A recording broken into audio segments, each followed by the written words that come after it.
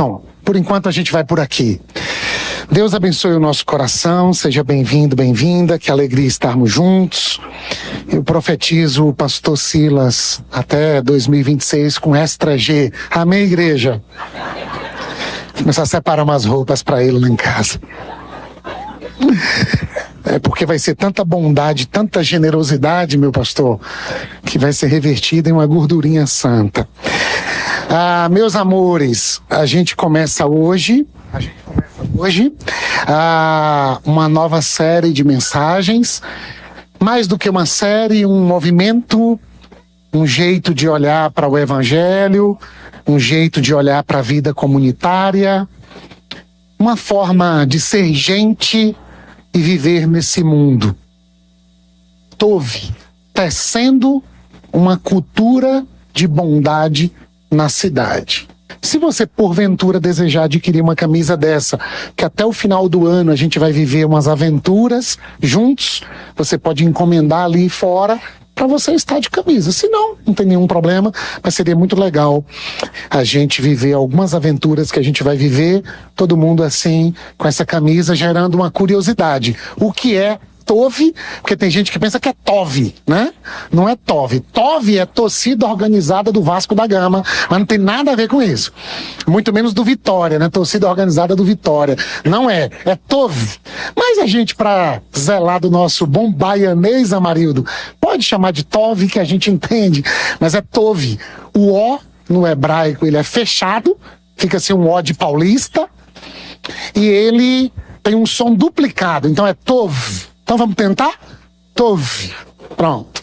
Essa palavra traduzida do hebraico para o português significa bom.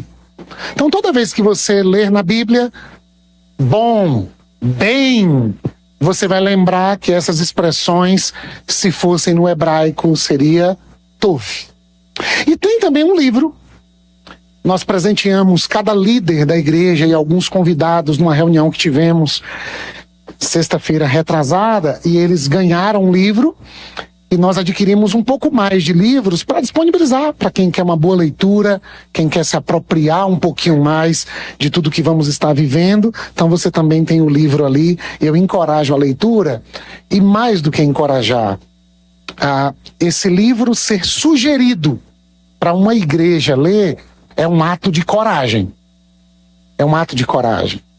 Porque a primeira parte do livro fala sobre abusos, sobre dores provocadas dentro do ambiente religioso por lideranças adoecidas, autoritárias, e lideranças que têm provocado, inclusive, o que a gente chama hoje de desigrejamento. Só para você ter uma ideia, a maior denominação evangélica no Brasil é a Assembleia de Deus. Até 2034, segundo as estatísticas, o Brasil vai ser um país majoritariamente evangélico. Os evangélicos vão superar o número dos católicos, se as estatísticas se mantiverem como estão. E a maior denominação é a Assembleia de Deus no Brasil. Só que depois da Assembleia, qual é a maior denominação evangélica depois da Assembleia? Os desigrejados.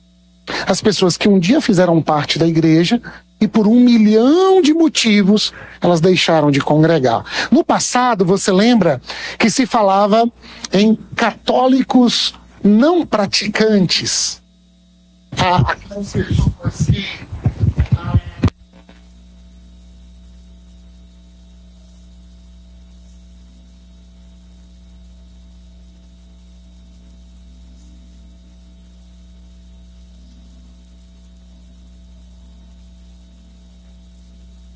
eu frequento.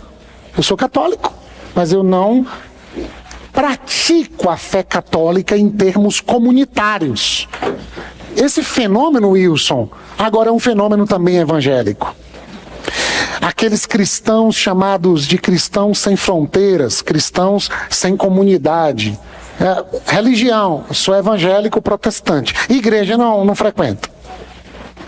Se a gente perguntasse por que não, são muitos os motivos. E um deles é tratado nesse livro, que tem como título Uma Igreja Chamada Tov, a formação de uma cultura de bondade que resiste a abusos de poder e promove cura.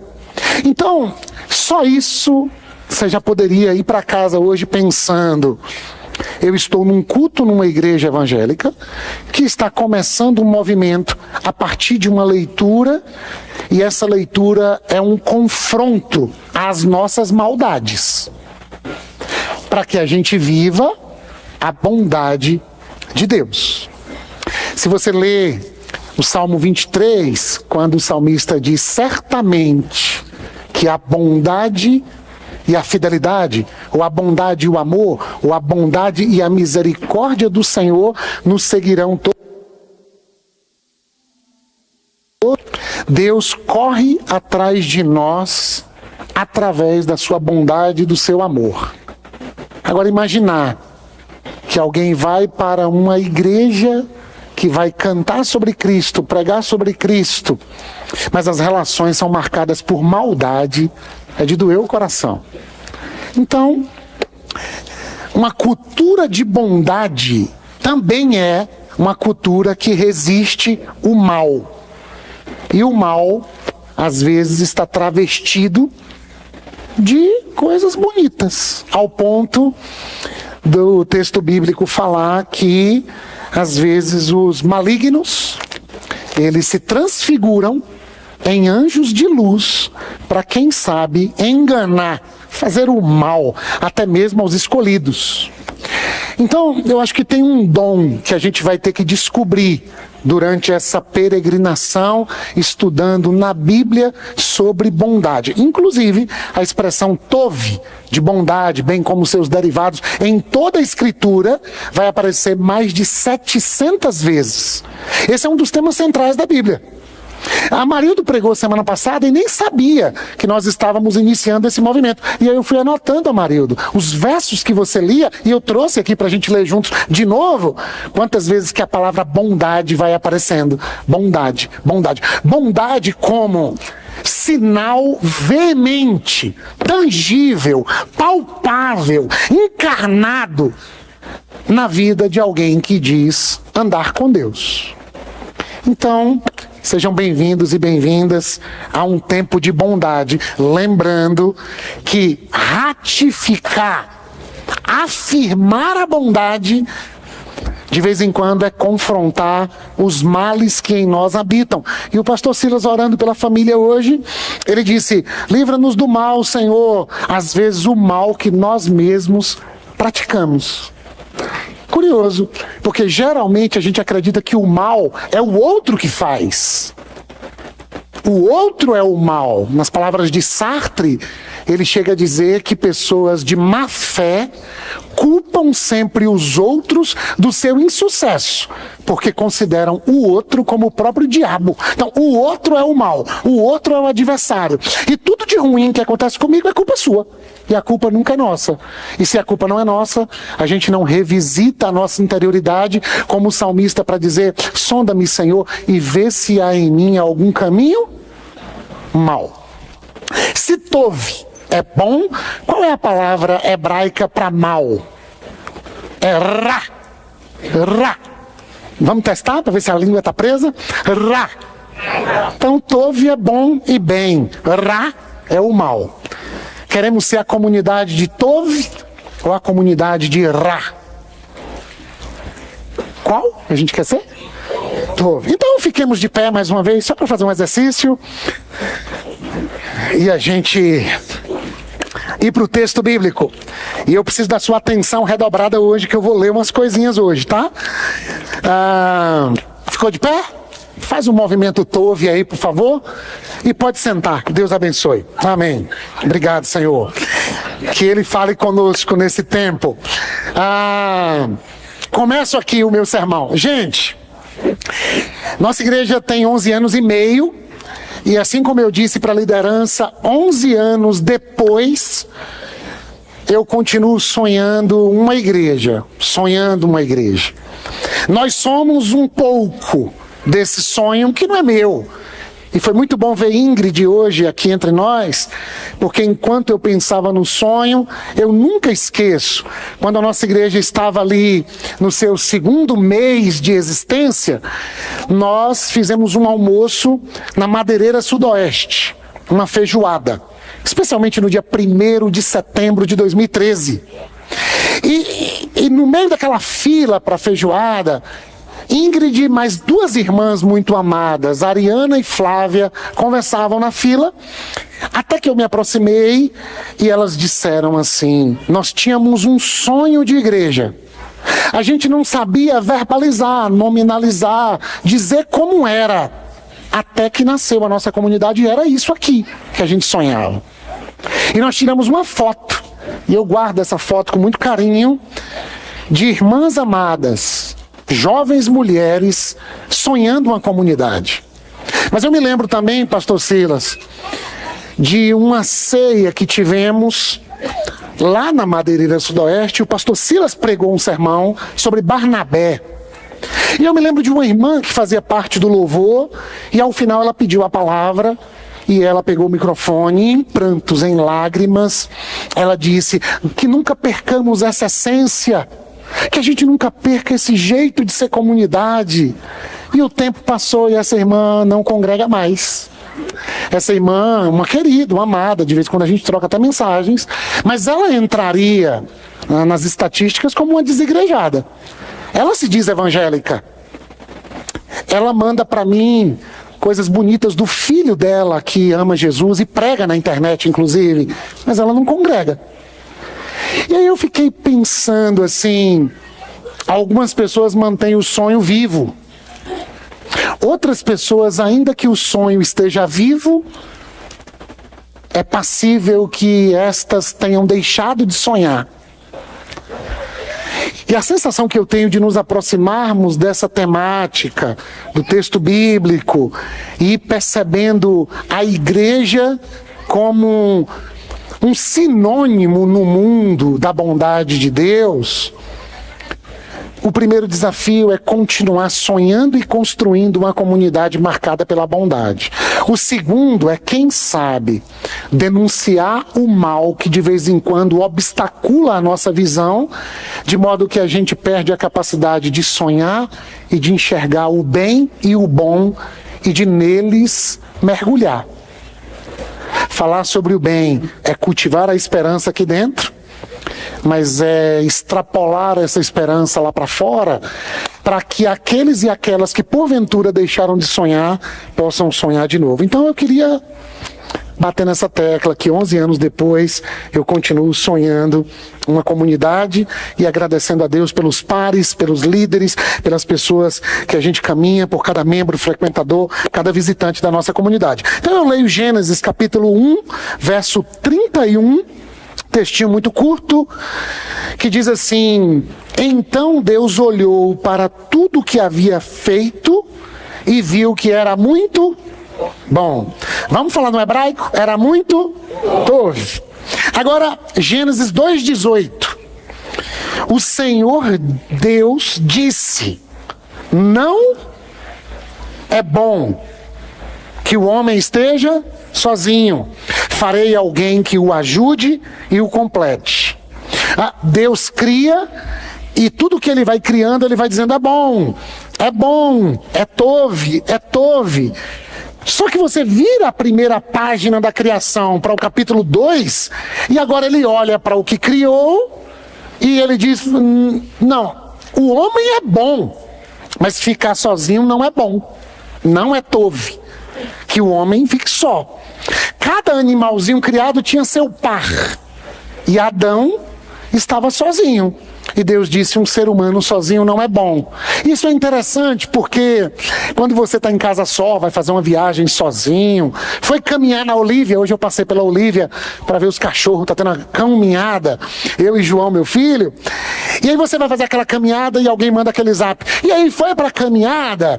Aí você diz, fica caminhando: fui sim, foi sozinho. Aí você diz: sozinho nunca, estou sempre com Deus, sozinho jamais.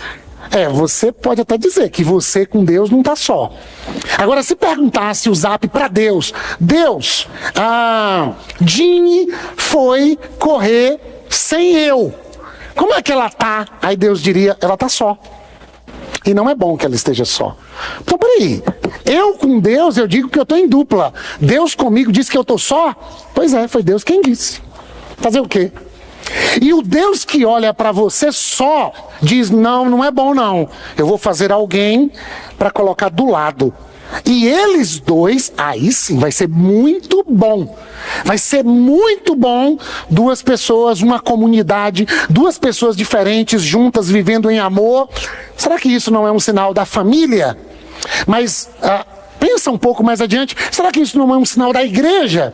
Pessoas diferentes, juntas, em nome de um amor maior. Eu aprendi com um amigo meu, ele é líder espírita aqui na cidade. Ele disse, o amor significa duas pessoas diferentes olhando para o mesmo lugar. Se estão olhando para o mesmo lugar, elas caminham juntas, elas estão de acordo, elas estão numa relação de mutualidade, de reciprocidade, por que não dizer de bondade. E é para isso que Deus olha e diz, uau, isso é muito bom. Por isso que Deus olha para o desigrejamento, pessoas que deixam a comunhão para viverem sozinhas. E Deus diz, não, não é bom não. Só que essas pessoas têm um bom argumento, mas eu fui ferida lá, eu fui machucada lá. Pois é, o seu argumento é bom para que você se proteja, mas não é bom em relação a estar só. Por quê? O autor dos Provérbios vai dizer que aquele que se isola busca os seus próprios interesses e nele não há sabedoria. Até porque o autor dos Provérbios vai dizer que ferro se afia com ferro e gente se afia com gente. É na relação que nos humanizamos. É na relação que o humano brota em nós. Não existe humanidade sem relacionamentos. O ser humano, segundo a psicologia, ele é gregário. Ele precisa de outro humano para que ele se humanize. Basta assistir o filme, que era livro e se transformou em filme. Se não me engano, é Mowgli, o menino lobo. É um menino criado entre lobos que vira um lobinho. E para ser salvo de se tornar lobo, é preciso estar nas relações. Ser confrontado, ser ajudado, ser orientado, ouvir uma palavra de encorajamento, mas também ouvir uma palavra de reprovação para que a gente reveja a nossa conduta. A família é esse lugar de relação, e o pastor Silas na oração disse, a família é um presente, mas não sem desafios. E algumas pessoas vão dizer que a família é o principal lugar de santificação. Pessoas diferentes, vivendo juntas, olhando numa mesma direção, mas de vez em quando se trumbicando, de vez em quando se desentendendo. Mas até mesmo quando se desentendem, é possível nos olharmos e falarmos assim, eu não concordo com você, mas eu te acolho porque eu te amo. Não gostei do jeito que você falou. Não, mas eu só falei porque eu te amo. Ah, entendi. A ação eu reprovo, mas a motivação é muito legítima.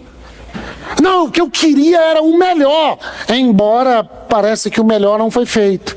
Então quem inventou essa história de gente que se afia com gente, de gente que precisa de gente, de relacionamentos, foi Deus, desde o Éden, desde antes do pecado, da ruptura, da rebelião. Deus diz, eita, não é bom esse cara sozinho no meio do jardim. E eu criei uma frase assim, que o paraíso tem mais a ver com as companhias do que com as geografias. Então, do que vale uma paisagem, do que vale aquela viagem, do que vale aquela pizza, do que vale aquele passeio sozinho? São as companhias. É muito curioso, porque nós colocamos os olhos naquela imagem do Apocalipse, daquela cidade santa, ruas de ouro, de diamante, maravilhosa demais, muita coisa valiosa, mas a gente não se deu conta que a metáfora que João está apresentando é aquilo que vocês matam e morrem para ter no bolso, porque primeiro tem no coração, o metal, o dinheiro.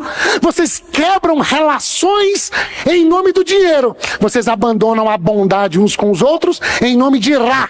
A maldade, o amor ao dinheiro é a raiz de toda Ra, de todo mal, de toda maldade. Como é que é lá no outro mundo? Não, no outro mundo o dinheiro está no chão. A gente pisa em cima do ouro. E a gente diz assim, meu Deus do céu, lá embaixo o povo matava e morria por causa disso aqui, devastava a Amazônia, acabava a família. Tem tanta história cruel de, em nome do dinheiro, as pessoas acabarem tudo de bom e de belo. E aqui agora está tudo no chão, a gente pisa, porque não é isso que constitui a gente. O que é que constitui? Uma companhia. Nós estaremos na presença de Jesus e na presença de uma grande família que Deus sempre sonhou. Esse é o céu que a gente quer morar. Só que de vez em quando esse céu pode vir para a terra. E era para o final, mas eu já não aguentei. A minha ansiedade não deixa. A minha filha sai do retiro de crianças. Uma salva de palmas para o nosso departamento infantil. 80 crianças aqui. Sexta e sábado. 80. Meu Deus do céu, só Deus para fazer essas coisas assim. E eu fui falar para meu filho de 12 anos. Falei, pai, as professoras não ganham nada. Ele falou, não ganha não, pai? Eu pensei que elas eram remuneradas, pai.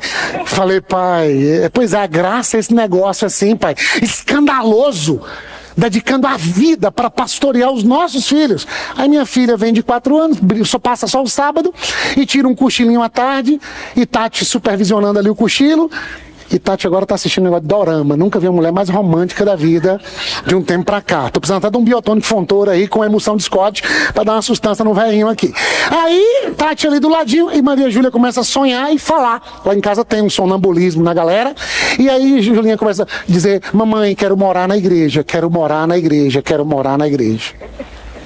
A sensação é, o céu habitou esse ambiente nesses dias, ao ponto de uma menina de 4 anos, que é tão amada em casa, dizer, aquele lugar é um pedaço do céu. Não é bom que as nossas crianças fiquem sozinhas. Aí existe uma comunidade pensando nelas e promovendo um lugar de bondade, de segurança, onde não há abuso, onde não há violência, onde criança não é tratada como um serzinho que ainda não é humano. Tira a criança da sala, porque a criança nem humana é. Não, no reino de Deus ela é prioridade. E nós vamos servir a Jesus proporcionando um mundo de segurança para as crianças. Por isso que elas participam da ceia. E na hora que elas vêm, você está na sua oração, e eles vêm bagunçando, e eu quero meu pão, eu quero meu suco. E aí você, ai, que reverência dessas crianças, coloca ordem no culto, está faltando disciplina no culto. Não, está faltando bondade no seu coração. Porque se você não consegue se conectar a Deus, porque uma criança fez um barulho e empurrou uma cadeira, o problema não é a criança. O problema é a nossa necessidade de ficarmos sozinhos e isolados, dizendo que estamos com Deus. Aí Deus diz, não, você está só. Você só está comigo e acompanhado, acompanhada, quando você está na comunhão dos seus irmãos. Ah, pastor, o senhor não está lendo a Bíblia correta. Entra no teu quarto, fecha a tua porta, fala com o teu pai que te vê em secreto, e o teu pai que te vê em secreto te recompensará. Que pena que você não leu o texto todo, né? Porque nós estamos em Mateus capítulo 6, os discípulos dizendo, ensina-nos a orar. Aí Jesus começa ensinando. Só que você não leu tudo. Chega no verso 9 de Mateus 6. Quando vocês orarem, orem assim. Pai nosso. Opa, então eu não posso ficar dentro do quarto sozinho. No quarto sozinho ele é meu pai. Mas não é bom que você fique no quarto sozinho. Não é bom que você fique sozinho no jardim. Mas eu estou contigo, meu pai. Pois é, eu não sou só seu pai. Quem quer só o meu pai tem que seguir Henri Cristo. Meu pai, pastor Silas imita melhor do que eu. O meu pai, quem segue a Jesus de Nazaré é Pai Nosso. Pai nosso que está nos céus. E como é que eu te vejo se o senhor está no céu? Sai do quarto e vai ao encontro dos irmãos.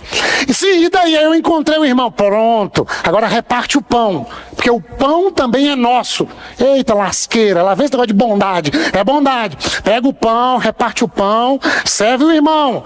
E se ele pecar contra mim? Não, o perdão também é nosso. Perdoa as nossas dívidas como nós somos perdoados. Isso é Tove. Na relação vai ter problema. Problema não é um convite para voltar para o jardim e ficar só, ou entrar no quarto e ficar isolado. Problema é para no encontro a gente descobrir que existe um negócio chamado perdão e que alguém chamou, Jonathan, perdão de a possibilidade de acolher o prejuízo para não perder a pessoa. Ou seja, você é mais importante para mim do que o que você fez contra mim. Então eu vou acolher esse prejuízo porque eu não queria te perder. Gente do céu. Mas o autor do livro diz o seguinte, que nós achamos bonito falar sobre perdão. O problema é quando a gente precisa praticar. Quando, Eliane, a gente precisa praticar o perdão, aí a gente relativiza.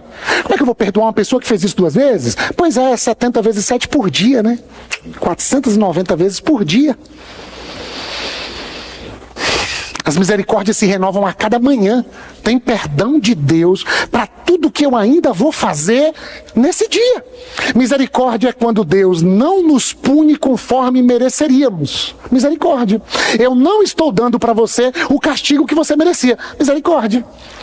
Perdão é, Ele me perdoou quando a minha dívida era muito maior. Agora você pisou na bola comigo, hein, cara? Minha irmã, você invadiu meu quadrado. Mas se o Pai é nosso, Deus só é percebido nas relações comunitárias, mas nas relações de comunidade a gente se atrita. Deus estabeleceu o perdão. Pai nosso, pão nosso, perdão nosso. Por quê? Porque Ele é o Rei, dele é a glória, dele é o poder, para sempre amém. E mais, venha esse reino aqui agora. A gente não quer só perdão, irmão e pai no céu. Não. Venha o teu reino. E esse reino é um combo. É o combo de um pai nosso. O rei não é um déspota, não é um tirano, não é um imperador sanguinário, é um pai amoroso. E convida esses filhos do reino a serem irmãos amorosos. E qual o sinal desse amor? É só cantar música romântica? Eu te amo e vou gritar para todo mundo ouvir? Grita para todo mundo ouvir, mas transforma isso em atos de bondade, porque a fé sem obras é morta. Assim como um corpo sem espírito está morto, a fé sem obras... Quais são essas obras? É obra social? Não, também. Mas primeiro é obra comunitária. São 25 mandamentos recíprocos na Bíblia. São os atos de Tove. Orem uns pelos outros, levem os fardos pesados uns dos outros, deem suporte ou suportem-se uns aos outros. Exortem-se uns aos outros, não falem mal uns dos outros. Eita, Gálatas diz, não mordam e nem devorem uns aos outros. É que tem um crente que é da linha crente pitbull.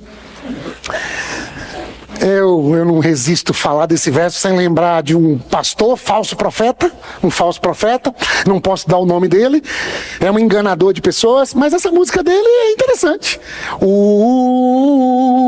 Toma cuidado com o crente pitbull.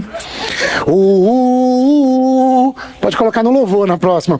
Ele é mais brabo que cobrar jaracuçu. Quando ele chega na igreja de mansinho, até parece um cordeirinho com sua Bíblia na mão. Dá glória a Deus, se alegra com os irmãos, mas o ódio está guardado dentro do seu coração. Ele não gosta de doutrina e oração. Com seu jeito violento já matou muitos irmãos. Por dentro é oco que nem vara de bambu. Meu pastor, toma cuidado com o crente pitbull. Toda a igreja no refrão.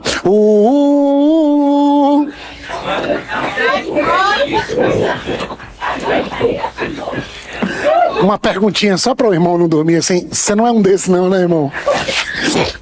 Diga lá, queima. Êxodo 18, 17 e 18. O que você está fazendo não é bom. Eita, peraí. Deus cria, é bom. Adão sozinho não é bom. E Adão não tinha feito nada de errado, não é bom.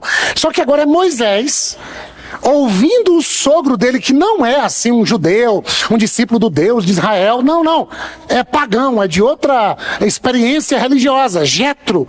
E ele olha para Moisés trabalhando no deserto, vocês ouviram isso na Sociedade do Cansaço? Moisés está consultando a Deus para servir ao povo, fazendo a obra de Deus, e Jetro diz: o que você está fazendo não é bom. Disse o sogro de Moisés: não é tove, você ficará esgotado e deixará o povo exausto. É um trabalho pesado demais para uma pessoa só. Sabe a sensação que eu tenho, contextualizando essa coisa aqui? É de um adolescente que não quer vir para o culto. Durante a semana toda o pai trabalha como representante e a mãe é profissional de saúde trabalhando no hospital, dando plantão. E o pai, enquanto está trabalhando, está cansado, está com saudade de casa. Um homem decente, um homem bom. Ele ora, ele escuta podcast, ele escuta canções, ele acompanha os cultos da igreja lá no Spotify. Isso é bom. Mas ele está trabalhando demais e não tem tempo com o filho adolescente. O adolescente procura o pai e diz: pô, meu pai me dá até uns presentes legais, mas eu queria presença. E nós escutamos isso, mestre, atendendo os adolescentes. Aí a mãe também está lá trabalhando, dando um duro, trabalhando para pagar a escola particular, porque eu matriculei na melhor da cidade. Ele tem que fazer o inglês, ele tem que fazer o Kumon, ele tem que aprender a educação financeira. Meu filho tem que voar voos que eu não voei. Certo, mãe. E aí o filho recebe isso e diz: poxa, eu estou vendo meu pai e minha mãe trabalhando pra caramba, dizendo que é para o meu bem. Mas o filho olha e diz: isso não é bom. Aí quando chega final de semana, eles são crentes. Aí eles dizem: nós vamos para o encontro de casais no sábado à tarde a gente vai fazer visitas pastorais, no sábado de manhã a gente vai assistir o culto do domingo que a gente não foi, a gente vai assistir de manhã, e domingo trata de pegar sua Bíblia, filho, porque a gente vai para a casa do Senhor buscar Deus. E o menino diz: isso não é bom. Primeiro, o trabalho roubou meus pais de mim. Segundo, eles têm expectativas erradas ao meu respeito. Eles acham que eu sou alguém que quer presente, escola boa, morar numa casa boa, num condomínio de luxo. Mas eu estou doente, eu estou deprimido. Isso não é bom, Moisés. Você está buscando a Deus, orando a Deus, trabalhando um bocado. E quem mais precisa da bondade emanando de você está ficando exausto. O texto diz: esse é um trabalho pesado demais para uma pessoa só. Você vai ficar cansado, esgotado e deixará o povo exausto.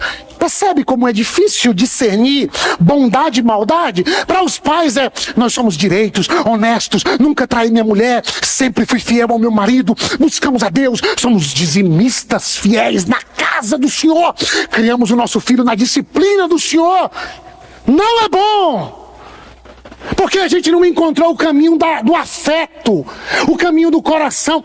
Nós estamos numa sociedade evangélica, conservadora e de algum modo disciplinar. É mais ou menos assim: a gente olha para o mundo e vai vendo um monte de coisa fora do lugar mesmo, e vai dizendo: meu Deus do céu, que ideologia é essa? Por que as pessoas estão virando? O mundo está de cabeça para baixo, o diabo está se andando. Uma pessoa me falou assim: rapaz, eu fui em Itacaré outro dia, o que é aquilo, meu Deus do céu? Seres humanos de todo jeito. Aí a gente parte de um princípio de que tem que disciplinar a sociedade. Jogue duro com seu filho para ele não se perder. Disciplina sem afeto é prisão, não é bom. Disciplina, regra, horário, obrigações. E a pergunta dessa mulher, desse filho, dessas pessoas, dessa família, dessa igreja é assim: certo, mas você me ama? Não estou falando de amor, você tem que arrumar suas coisas. Instituto Papo de Homem fez uma pesquisa no Brasil e 50% dos adolescentes no Brasil nunca ouviram dos pais a expressão: eu te amo. Não é bom, Moisés. Você vai ficar esgotado, está todo mundo exausto, Moisés. Mas eu não estou consultando a Deus, eu não estou indo para o culto, eu não me inscrevi inclusive no estudo bíblico domingo de manhã, e estou fazendo domingo de manhã e sábado à tarde online. Certo, e você conversou com sua filha que dia? Você viajou com a sua esposa quando?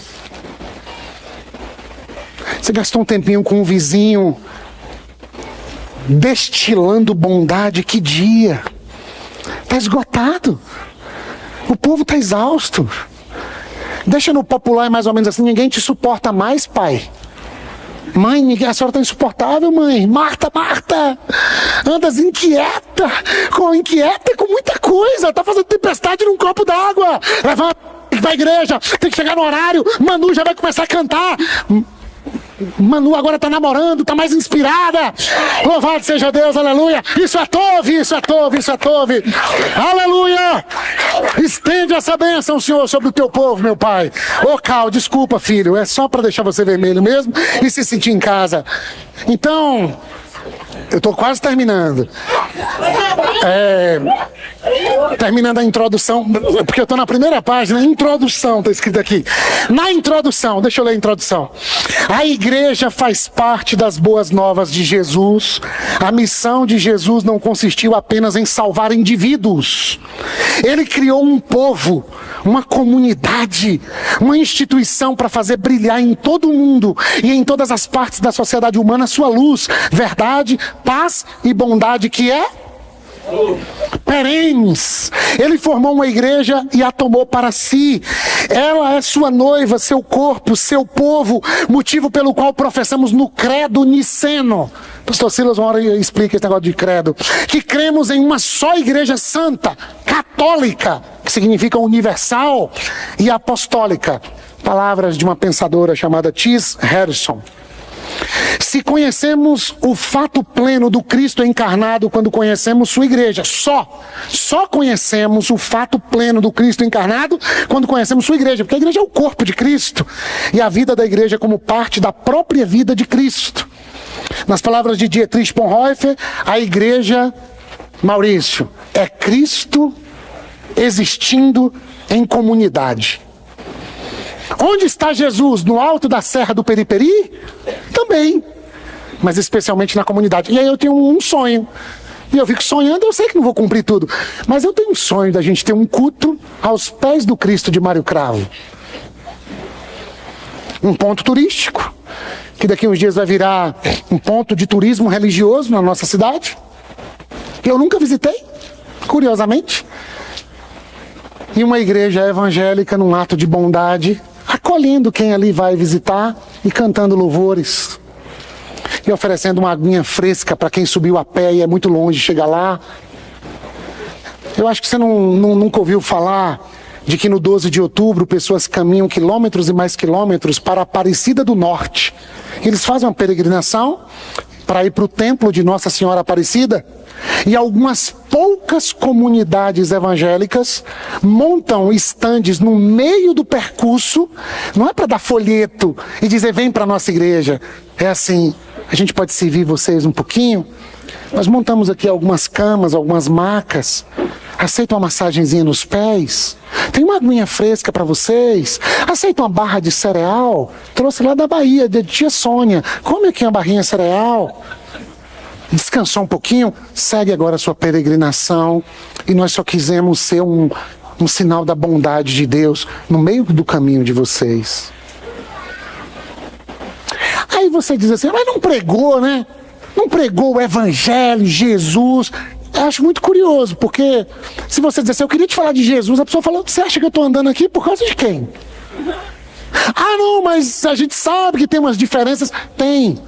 Mas no meio de uma peregrinação com alguém cheio de bolha no pé, primeiro a gente manifesta bondade. Vocês serão sal da terra e luz do mundo. E ninguém pode esconder uma cidade edificada sobre o monte. Quer dizer o quê? Quer dizer que sendo uma cidade de bondade sobre o monte, eu não preciso falar que sou, todo mundo vai ver que assim o é. Quem motiva vocês para fazerem isso por nós, hein? Vocês são os discípulos de Nossa Senhora? Não, a gente admira muito Maria. Inclusive no louvor hoje a gente cantou algumas coisas que lembram essa mulher extraordinária. Inclusive o pastor da nossa comunidade colocou o nome da filha caçula Maria. Ele até diz que ele é um pastor mariano, a gente não entende direito, mas ele gosta muito de Maria. E a gente queria ser Maria para você. Você está indo prestar uma homenagem a Maria. A gente queria ser Maria. A gente queria que Jesus nascesse da gente, a despeito da nossa impotência, assim como Maria, né? Ela disse assim: como pode acontecer essas coisas se eu sou virgem? Ou seja, como é que eu posso dar à luz o Filho de Deus se eu sou impotente? A gente também vive essa crise, porque a gente quer dar à luz a bondade, mas a gente não dá conta. E aí a gente começou a estudar sobre essa bondade de Deus na Bíblia. Primeiro, ele é bom, e quem desfruta da sua bondade não sabe viver de outra maneira a não ser exalando o bom perfume de Cristo. Que perfume é esse? É da Boticário ou da Natura? Não, não. É o bom perfume da bondade. Você aceita? Ia ser para o final e vai ser agora.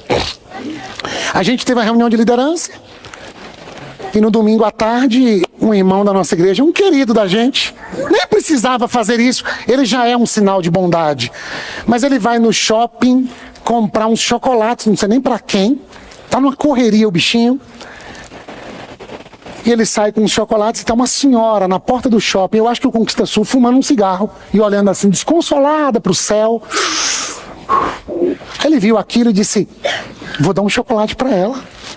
Um chocolate? Adoçar a vida de alguém? E ele encostou e disse assim: um chocolate? Ela falou: não, eu quero comprar chocolate, não. Aí ele falou: não, não estou vendendo, não, é um presente. Aí ele disse: um presente? Obrigado. Aí ele disse assim: Deus abençoe a senhora. E foi montar na moto dele. Aí ela disse assim: uma hora eu paro com esse cigarro, tá?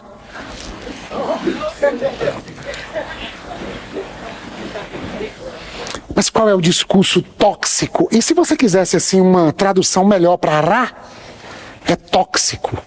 Contrário de Tove é tóxico. E o discurso religioso é assim: tira essa chupeta de Satanás da boca, minha senhora. Isso aí vai acabar com o pulmão da senhora. A senhora não viu o que está escrito lá na caixa da carteira, minha senhora?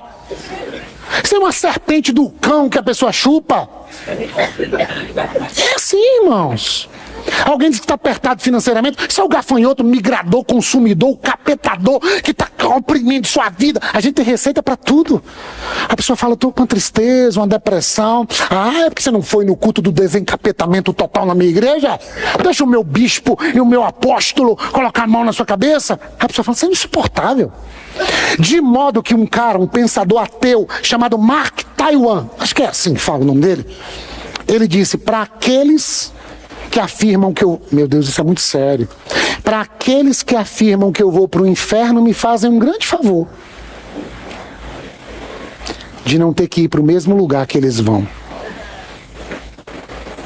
Como é que os filhos da luz fazem alguns preferirem as trevas por conta do seu jeito tóxico de viver?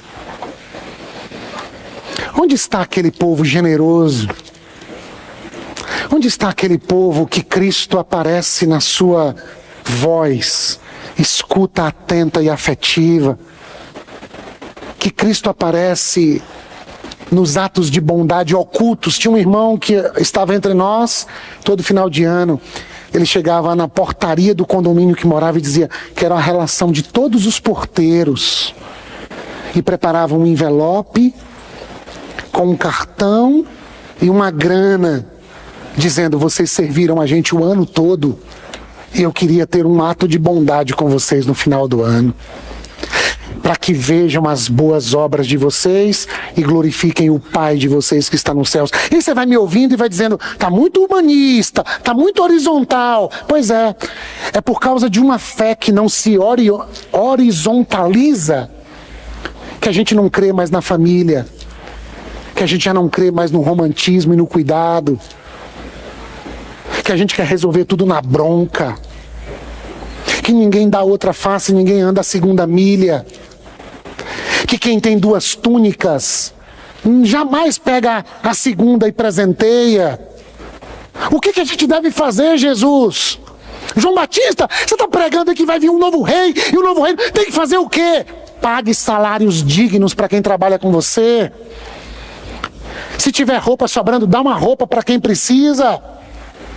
Quando João Batista pergunta: preso, vai morrer, diz assim para os discípulos dele: perguntam a Jesus se ele é mesmo o Filho de Deus. Fala para ele dizer para nós se ele é o Filho de Deus, aquele que nós deveríamos esperar. João Batista escuta a seguinte resposta de Jesus, Lucas 7, do verso 20 ao 23.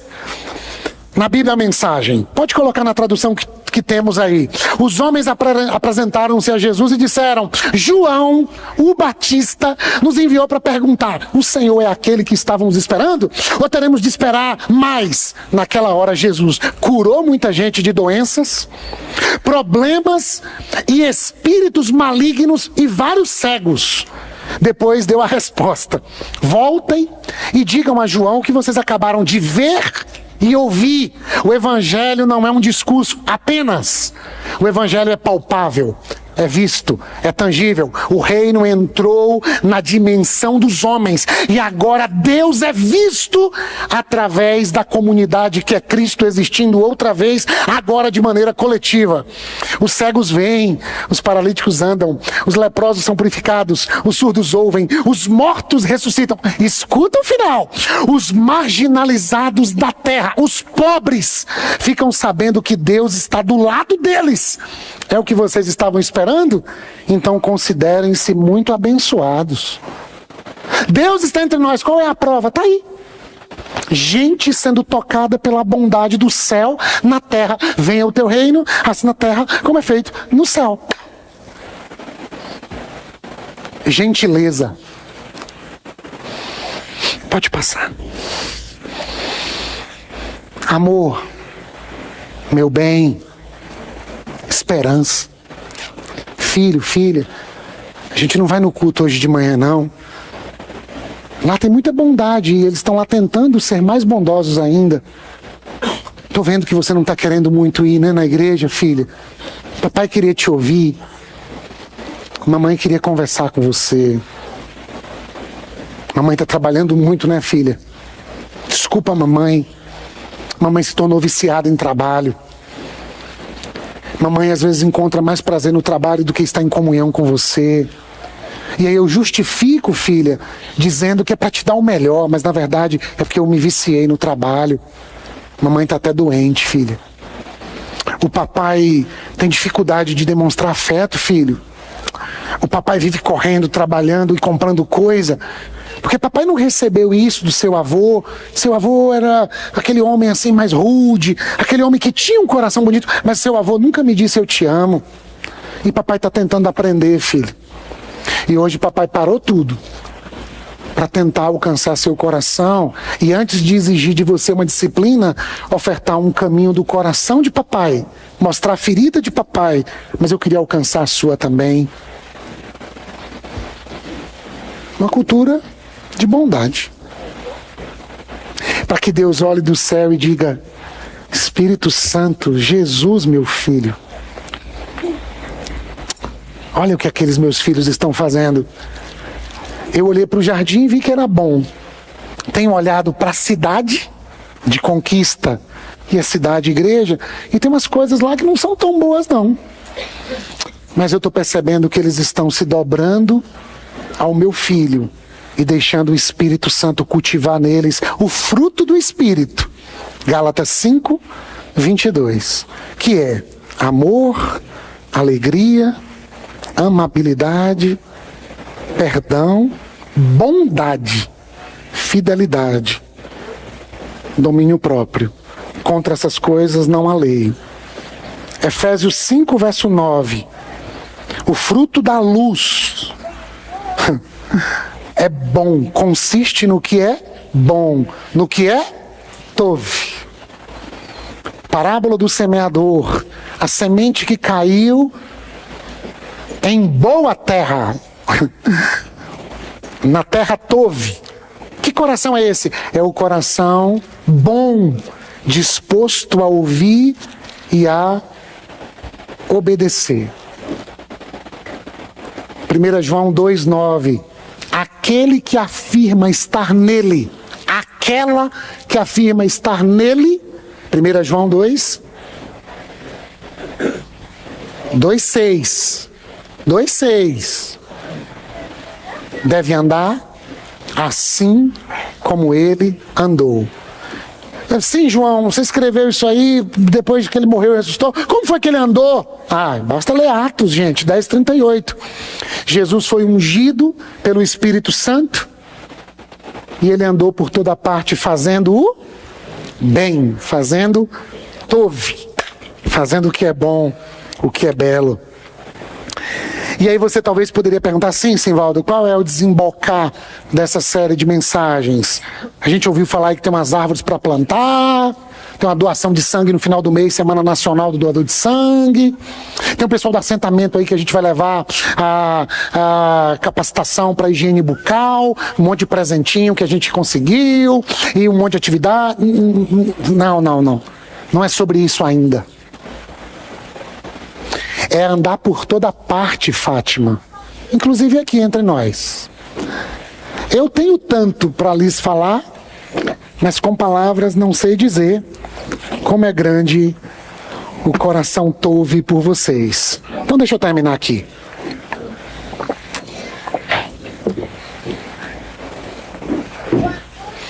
Qual foi a última vez que você saiu de casa e disse assim: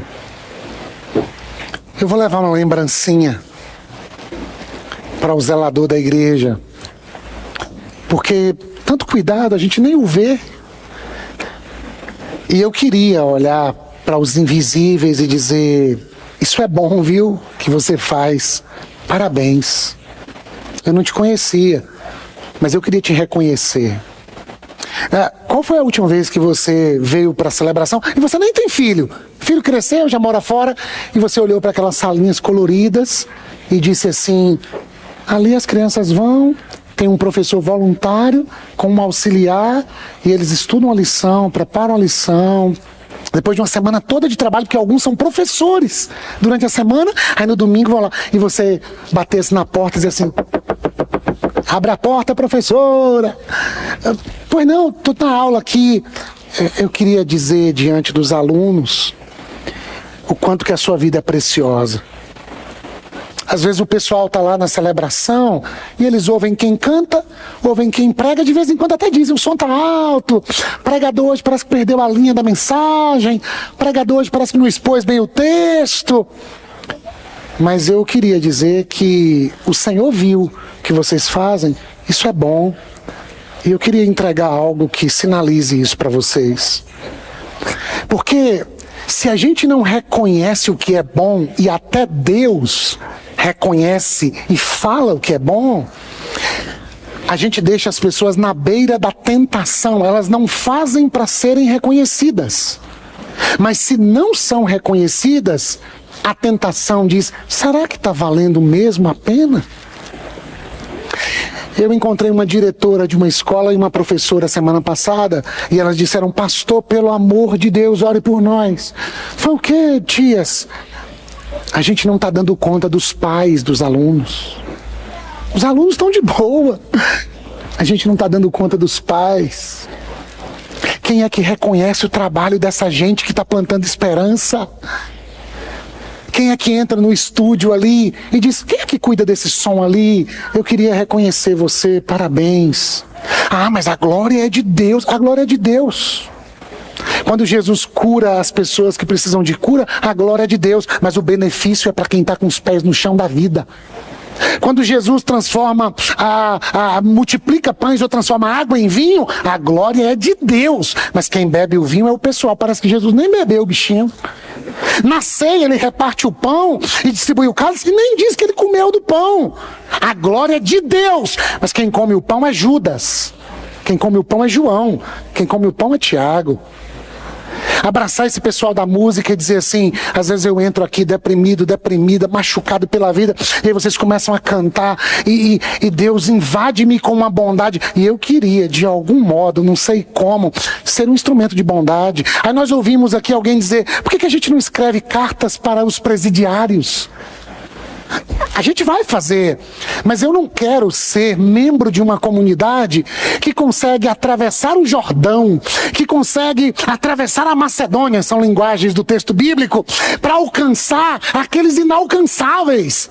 Se a gente não consegue abraçar o secretário, a administradora, os pastores da comunidade, os voluntários, aqueles que servem, a Casa da Vida, que tem gente servindo 24 horas por dia e passa na porta, colher uma flor do jardim. Eu ouvi no consultório um pai que disse, peguei meu filho e eu falei com ele, nós vamos fazer um roubo do bem. Como é que é um roubo do bem, meu paciente? Ele falou, não, eu vou pedir autorização à mulher da casa que tem uma flor que eu queria dar para minha noiva e eu vou roubar do bem. Então ele vai ver que eu pedi autorização e é um roubo, mas é um roubo autorizado. E ele vai entender que a gente pode fazer gestos de bondade como uma aventura.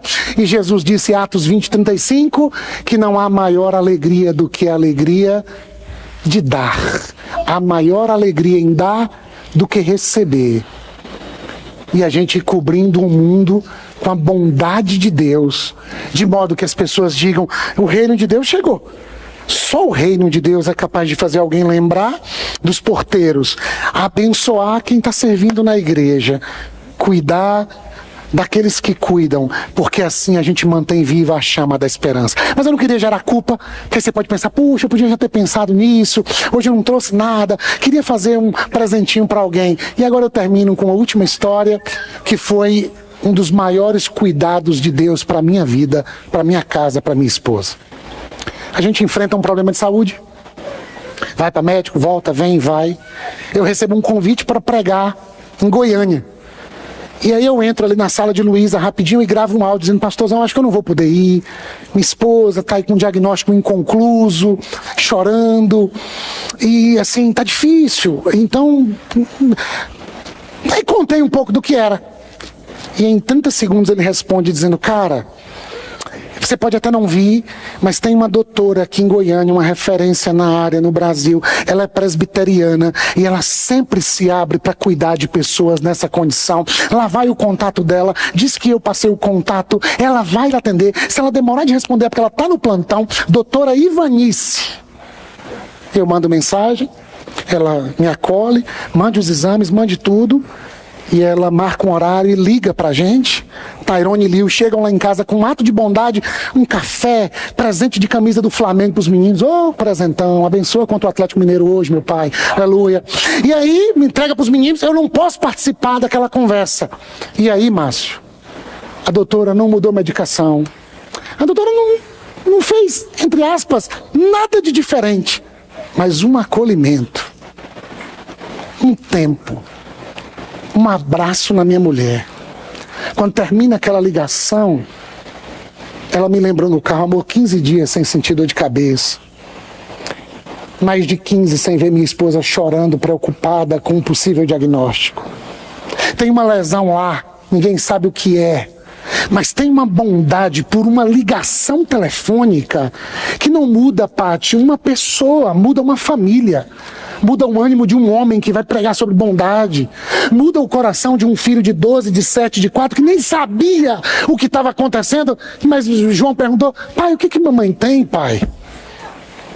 A gente poderia cobrir a nossa comunidade de bondade